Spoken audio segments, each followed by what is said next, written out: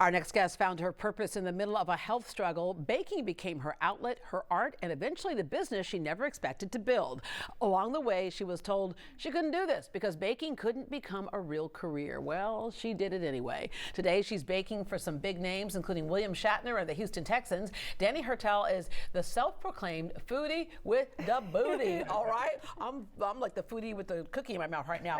All right, so first of all, explain that name, foodie with da booty. It came to you while you were in the shower, which I guess is the place for that to happen. It did. That's what I say. I said last time. I'll say it again. The best ideas come in the shower, and that one just happened. And once I thought of it, I could not use it. So. Yeah. All right. So you grew up. You were an artist, and Yes. and then along the way, you started to have some health issues. And in that downtime is when you found your uptime.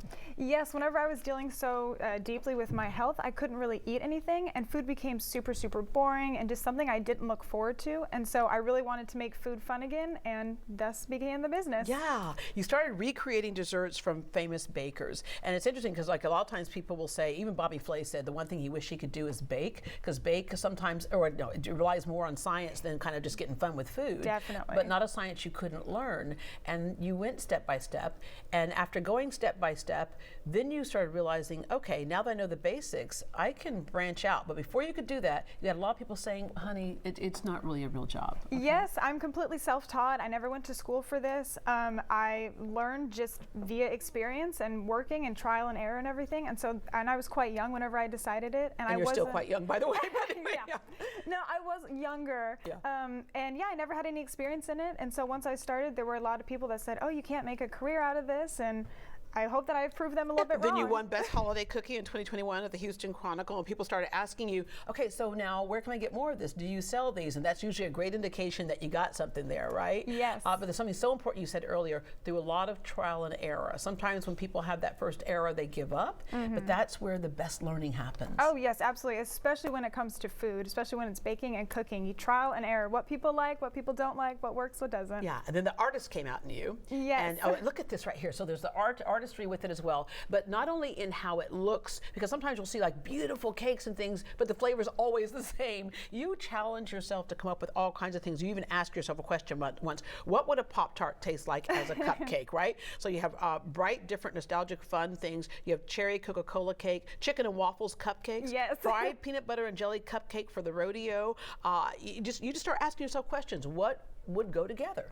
Yes, I walk up and down the aisles of the grocery store, honestly, and I think, okay, well, what would this cereal taste like, or what would this cocktail taste like in a cookie form instead? So. Okay, one of my favorite Christmas desserts is a peppermint bark. Yes. I just got that peppermint bark in a cookie right here. Exactly, Oh, wow. those are the peppermint bark cookies. Yeah, okay. So let's go through some of these quick holiday treats. For people who say they can't do this, you can just follow the directions and do a little trial and error. All right, so let's start with our first one. Actually, is the s'mores. Yes. Hot chocolate brownie. So I'm a huge advocate of, during the holiday season, work smarter, not harder. There are so many box mixes out there that are just as good as homemade, and with a few tweaks. There's nothing wrong with a little Duncan Hines. No, Duncan Hines is great. Lots of great chefs have actually said the best brownies come from a box. Yeah. And with a few tweaks, you can make them taste homemade. So you want to replace the water And when with someone milk. said, did you make these yourself? You can say, Yes. I did. It was made in my oven, therefore I made it myself. There you go. So, and then you can elevate a box mix too. So these are the s'mores brownies. There's a graham cracker base and a marshmallow top. And then if you just torch it at the last minute, if I can click it, we'll set it down and do it. So then if you just torch it, you get that toasted marshmallow look.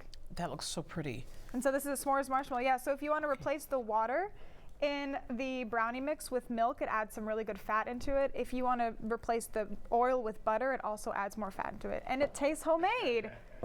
And it tastes like a s'mores. Like I said, box mixes, man, that's where they're at during the holiday season. Those are so good. I love a good chewy brownie. And then, oh, yeah, you elevated it. That's exactly what you said. You're going to elevate it. All right, now to my peppermint bark dipped cookie.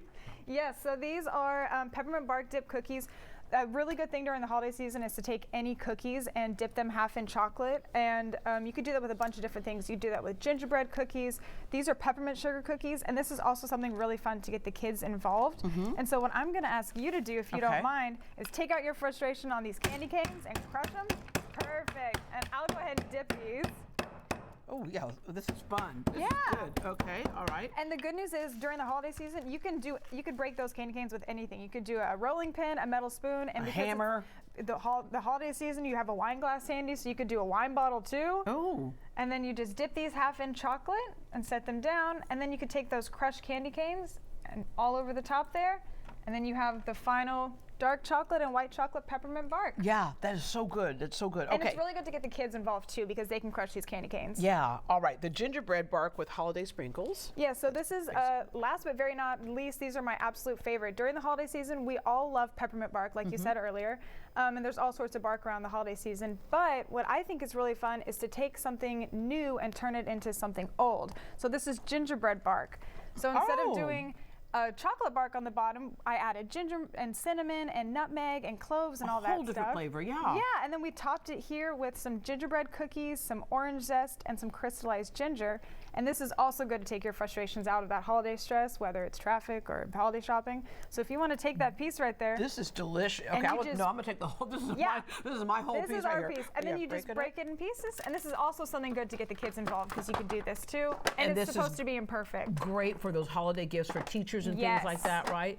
All right. It's very quick and very easy too. And it makes for a really good like holiday spread, you know? All right, you have a fundraiser in Missouri City coming up. I do, yes. This Friday, actually, I'm partnering up with 16 Handles Frozen Yogurt, and we're doing a fundraiser benefiting the Houston Food Bank. So whenever you just go into the store, you order your frozen yogurt, you maybe grab a cookie from my bakery pop-up, and then you say you're there for the fundraiser, and it's for a really good cause. Yeah, and not only are each one of your desserts beautiful in themselves, but you have gift boxes for the holidays in particular. Yes, starting this week, actually, I am shipping out nationwide gift boxes. So just for $30, you can have cookies at your doorstep, or for anybody that you want. Oh, thank you so much. And rounding out quickly, for those who have been told, yeah, great idea, love that you have a passion, but can it really be a living?